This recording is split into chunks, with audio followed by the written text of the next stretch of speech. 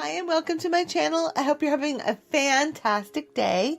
I'm a little amped on sugar because I had a latte. It was a lavender, let me get it right, a lavender honey black tea latte that I got at the Sugar Shack in Cocoa Village. Today I went to go see my daughter Roxanne. We had lunch and afterwards I walked around the village and just looked at all the pretty art in the stores and things like that, lots of mermaids. And then I went to the Sugar Shack that's owned by a friend, Ashley, and I tried that latte, which was fantastic. Hey, I skipped the donuts. They looked so good, but I didn't eat them. I just got the latte. That's enough because I can feel the sugar. And I try not to eat sugar because it's so bad for you. Anyhow, let me clear my throat and let's go. So today I'm working on a Linda Carter Wonder Woman doll. The costume is by Monica K-Star Dolls. So cute. She did the hair and the costume and the big cape with the stars. It's really beautiful. So I hope I do justice to it in everyone's eyes. She's like a little girl, Linda Carter. Really cute. And there's pictures of her at the end of the video. So stay for that. Stay tuned. Stay at the end for that so you can see the pictures. And also, she is available on eBay right now. So I'll put a link below so you can see her. As far as the repaint goes, it's the same as any of the other videos I've done. Basically, my method of doing things. But I did want to touch on something. When I do highlights, if you watch this video, you'll see that I highlight a lot because when you spray, it diminishes the brightness of the highlight. Darks can get a little darker or at least stay the same. But the highlight will disappear a little bit. So I'll do it a lot, spray it, and then it reduces, and then I'll do it again several times. Excuse me. So yeah, that I wanted to touch on. So make sure that when you're doing your highlights that you do it extra because it will. And make sure you also, you'll see that I'm always brushing it off because I want to soften the edges and everything. You don't want to spray it and have a bunch of little splotches. So don't do that either. You should have one doll that is your experiment doll. That's the doll that you just mess up, screw around with, try all different things on, see if it works, see if it doesn't. That is the doll. You've got to have a crappy one. Body too. Just one like donor doll. We all have one. We messed them up. They broke. Something happened. Anyway, you get my point. So as I go through my process here, I thought I might talk a little bit about commissions. This doll, even though it's not a commissioned doll, I do a lot of commissions. And I think that, and I don't know if it's for other artists, but for me, most of my income comes from commission work. I also have dolls on eBay and I have other art as well. And post below if you want to see me do a video on me painting anything else.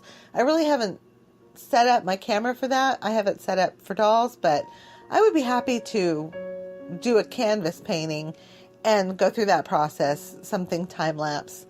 But anyway, commissions, taking commissions. How do you get them? Where do they come from? Well, for me right now, mostly it's from repeat clients. Now, occasionally I do get something off of, I sell spots on Etsy or eBay. You can do that, but make sure in your auction you express exactly what you're providing. And also take at least 50%, if not the whole amount. If I sell something on eBay, I'll take the whole amount. If I'm just working with a client that I worked with many times, I'll do 50%. But those are non-refundable, so you make sure that you cover that because I don't know what's going on with my throat. Sugar. Anyway, you get my point. Make sure that when you take a commission that you and your client know exactly what to expect, how much time it's going to take, how much it's going to cost, what you provide, and if there's any extras and how much that costs. Just make sure you know, both of you, what's going to happen. I know a friend of mine, another repainter, she makes a contract. I really have never made a contract, so say, bleh. Wow, sugar, right? That's really affecting me. That's so funny. Also, I get them from other artists. Have a community of artist friends, because let me tell you what, that makes all the difference in the world to have friends in this business. Because as an artist, especially doll artist, I'm very solitary. I stay home all day long. I paint dolls. That's what I do. And if I didn't have that group of people that I could go to ask questions, friends, they send people to me, I send people to them. This is a community of girls and guys, a few guys that are just, it's awesome. I love these people so much, and they make my life so much easier. So definitely get together with a group. If you're not in a group, make your own. That's what I did. I started the Repaint Society with my friend Monica and Susan, but before that, I made a little group that I just invited people that I knew or respected into, and it just sort of developed into the Repaint Society. So, and then we bring in other people periodically. Look us up on Facebook, because we do shows. Twice a year we try to do a show, and it's always themed. You can go down in my other YouTube videos and look to see what we have done in the past. We've done Star Wars. We did Once Upon a Time. We did The Walking Dead. But Game of Thrones. We did a fairy tale one that was like reimagined fairy tales. And we have a new show coming soon, so you have to watch for that. But yes, have a group of friends, artist friends, that you can go to for all kinds of things. It just makes the world of difference. And sometimes I get commissions because the other ones say, well, she's better at that. So, or I'm too busy, try her. So we do that. Also, advertise. Make sure you keep up with your Facebook, your Instagram, Twitter, things like that. Very important. Also, so that's number one. How do I get commissions? There it is. Community of people.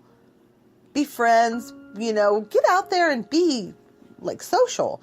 It's hard too, because I think artists can be very solitary. I know I am. So it's good to have friends. Number two, be consistent.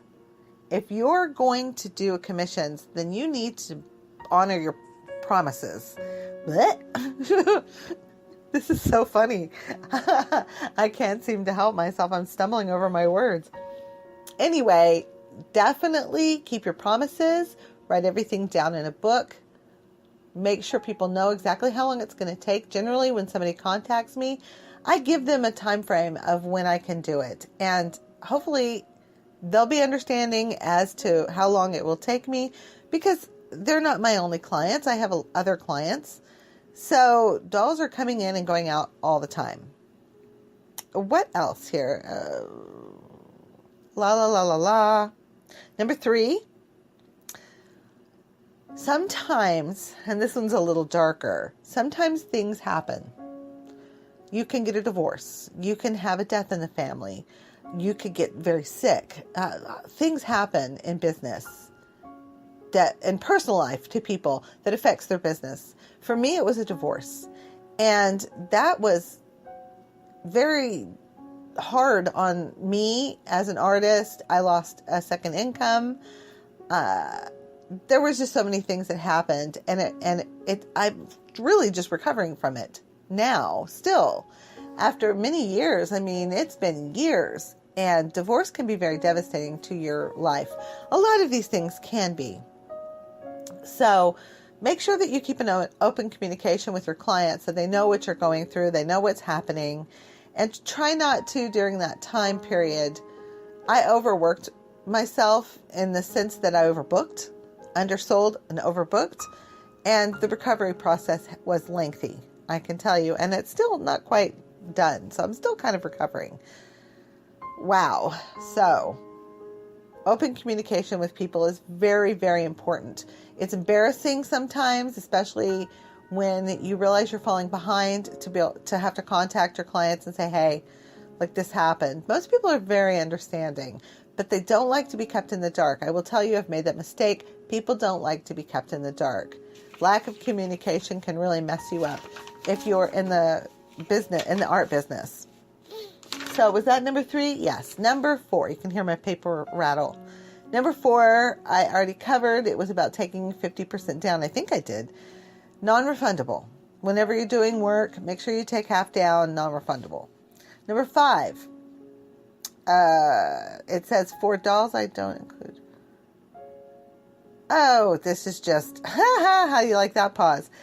Generally speaking, I don't include the doll when I give them a price. But if I do, this is, I don't even know I wrote that down. Number 6, how do you price a doll? Well, for me, I do it with the standard fee, like a flat rate. And then I add anything extra to that flat rate, not including the doll price. So if I am including the doll, then that price for the doll, and make sure you know, because sometimes you could say, you can't just say, oh, it's only going to cost me $50 for that doll, and then you can't find it.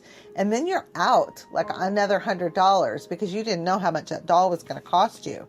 So make sure you're prepared, or you have that doll on hand of how much it's going to cost you before you tell somebody. You have also reroots, resculpting, any kind of thing like that, body art. If it's going to be costumed, I have a seamstress that do that work, and I just send the client to them, and they can work directly with them. It's easier for both parties if you do it that way. For me personally, I don't do costuming very often. When I do, I price it accordingly. Let's see, what else is there? I keep my books. I probably mentioned that. I have a planner, and I sit down in the morning with my cup of coffee every single morning, Monday through Friday. I work just like a regular person every day during the week, and I keep a schedule. I write down my planner, what I'm going to do, and the next day I check off whatever I did get completed, whatever needs to move on to the next day. But this has been so beneficial to me. I also keep a book for expenses, earnings, and another book for everything. I tape all my shipping labels into it. Then what else is there?